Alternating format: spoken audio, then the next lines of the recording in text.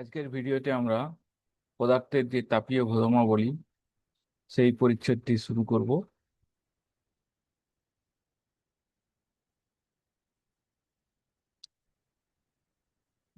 তো এই পরিচ্ছেদটিকে আমি কতগুলি বিভাগে ভাগ করেছি। তো প্রথমে আমি আলোচনা করব তাপ ও তাপমাত্রা ধারণা, তারপরে তাপমাত্রার পরিমাপ, আদর্শ আদর্শ গ্যাস, তাপীয় সম্প্রসারণ, অবস্থার পরিবর্তন, তাপ সঞ্চালন। তো এগুলি আমি একে একে আলোচনা করব। তো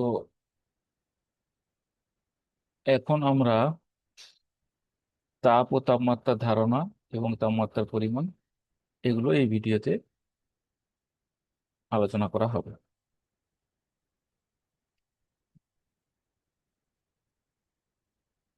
তো প্রথমে আমরা জানবো তাপমাত্রা কি। তাপমাত্রা একটি হলো ভৌত রাশি যা কোনো বস্তু কতটা গরম বা কতটা ঠান্ডা সে অবস্থাকে পরিমাণগতভাবে প্রকাশ করে। এই তাপমাত্রা আমরা পরিমাপ করতে পারি থার্মোমিটার দ্বারা। এর এসআই পদ্ধতিতে একক হলো কেলভিন। আর তাপ হলো এক ধরনের শক্তি যা তাপমাত্রার পার্থক্যের ফলে কোনো একটি বস্তু থেকে আরেকটা বস্তুতে সঞ্চালিত হয়, বা এই শক্তি পাওয়ার ফলে কোনো বস্তু গরম হয়, আবার এই শক্তি বর্জন হলে বস্তুটি ঠান্ডা হয়ে যায়। তো এটা এক ধরনের শক্তি। এসআই পদ্ধতিতে এর একক হলো জুল।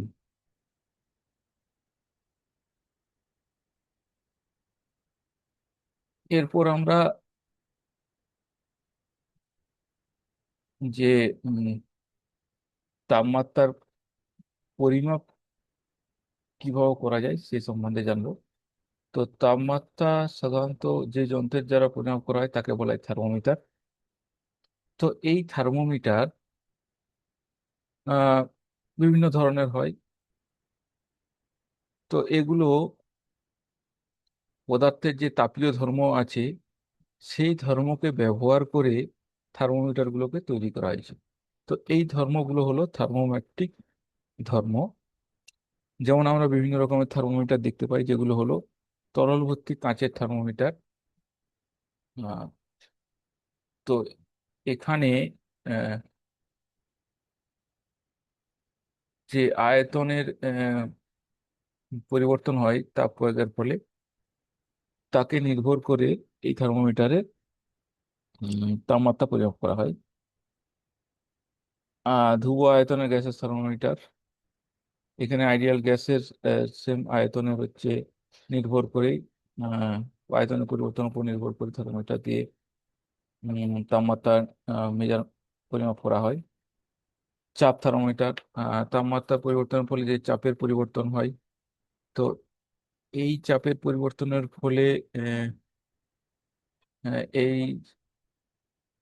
কে কাজে লাগিয়ে উম, আদর্শ গ্যাস চাপ থার্মোমিটার দ্বারা তাপমাত্রা পরিবর্তন করা হয়।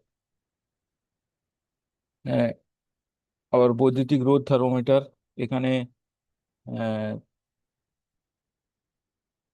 তাপমাত্রা বৃদ্ধি বা হ্রাসে যে বৈদ্যুতিক রোধের পরিবর্তন হয় তাকে ব্যবহার করে এই থার্মোমিটার দিয়ে কোনো বস্তুর তাপমাত্রা নির্ণয় করা যায়।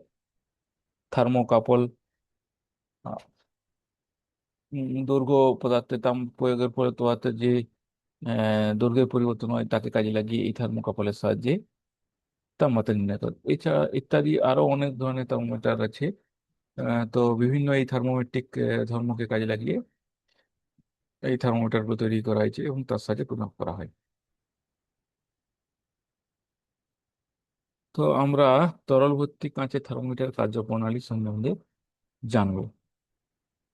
তো এখানে একটা, এই যে বাল্ব থাকে এই বাল্বেতে তরল ভরা থাকে।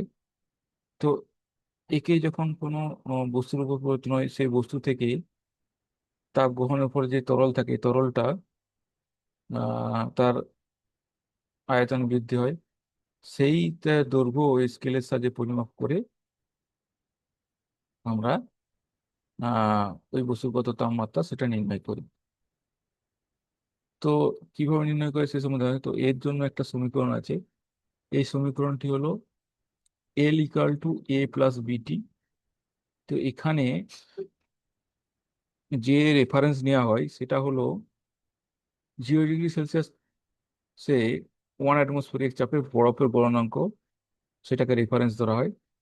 আর 100 ডিগ্রি সেলসিয়াস 1 অ্যাটমসফেরিক চাপে বিশুদ্ধ জলের স্ফুটনাঙ্ক।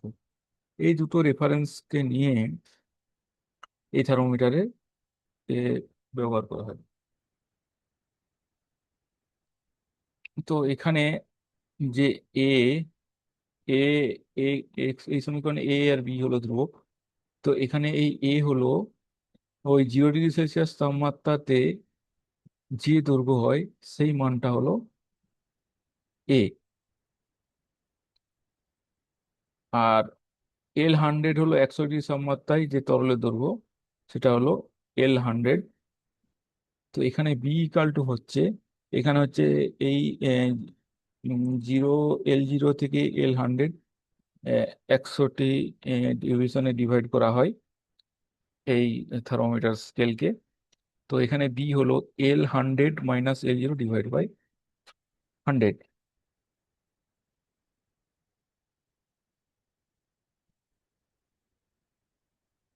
তো এবার কোনো বস্তুর উপর যদি মনে করি স্পর্শ করা হলো, তারপর আমরা স্কেলে ওই তরল কতটা দৈর্ঘ্য অর্জন করলো সেটা যদি রিডিং নিই,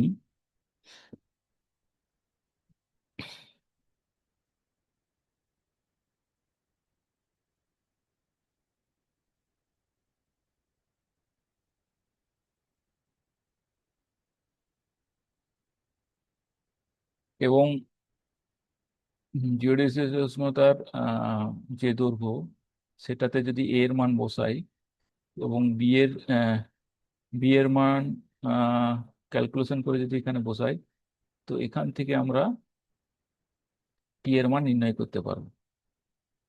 তো এইভাবে হচ্ছে আহ, এই তরল ভর্তি কাচের থার্মোমিটারের সাহায্যে আমরা কোনো বস্তুর তাপমাত্রা নির্ণয় করতে পারবো।